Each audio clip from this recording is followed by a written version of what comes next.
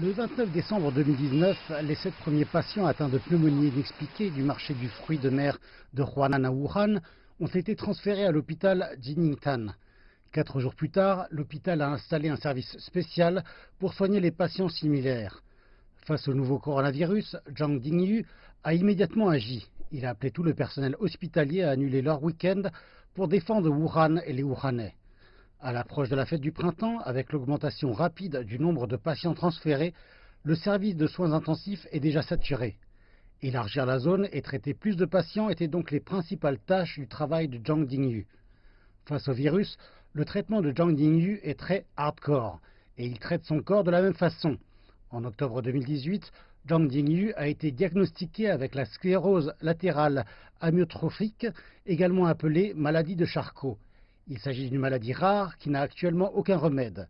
Les patients perdent leur capacité à bouger les bras et les jambes à cause de l'atrophie musculaire et finissent par perdre la vie en raison d'une insuffisance respiratoire. Zhang Dingyu a caché sa maladie aux autres.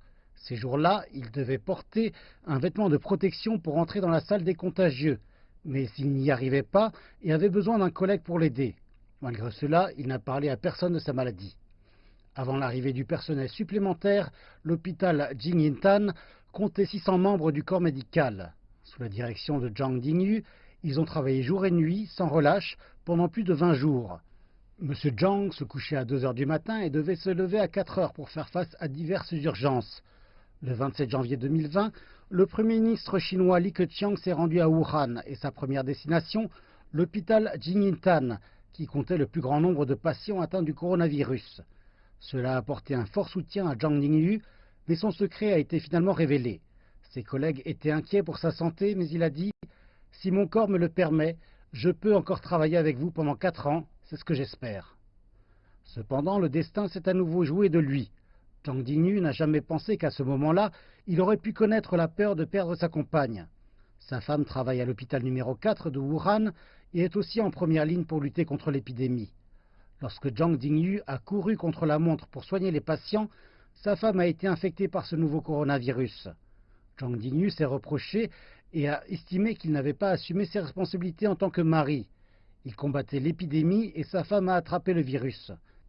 Elle a ensuite été hospitalisée et placée en isolement, mais Zhang Dingyu ne pouvait pas l'accompagner comme les autres, et parfois il ne pouvait même pas la voir pendant 3 ou 4 jours. En parlant de sa propre maladie, Zhang Dingyu n'a pas eu la moindre peur. Cependant, il a dit avoir pleuré sur le chemin pour voir sa femme. Il avait peur de la perdre.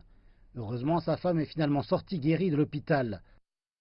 En tant que directeur de l'hôpital Jinintan, Zhang Dingyu travaille encore en première ligne. Il souhaite gagner la course contre la montre pour sauver la vie des patients et accomplir ainsi la mission la plus importante.